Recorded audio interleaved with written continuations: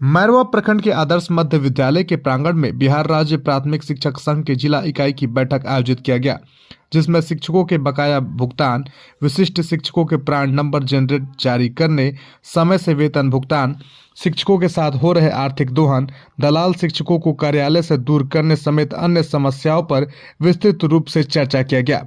वहीं प्रखंड अध्यक्ष रमेश कुमार सिंह और सचिव विनोद कुमार सिंह ने शिक्षकों की समस्याओं को जिला प्राथमिक शिक्षक संघ के समक्ष रखा, जिसके समाधान का आश्वासन जिला संघ द्वारा दिया गया। बैठक में संघ की मजबूती और विस्तार पर जोर दिया गया। बैठक की अध्यक्षता कर रहे जिलाध्यक्ष ठाकुर प्रसाद यादव ने कहा कि शिक्षक मोमबत्ती की तरह है, वह खुद जलता है और दूसरों को प्रकाश देने का कार्य करता है। उन्होंने कहा कि शिक्षक सबसे पहले अपने कर्तव्यों का निर्वहन ईमानदारी पूर्वक करे। संघ आपके प्रत्येक समस्याओं को दूर करने के लिए तैयार है।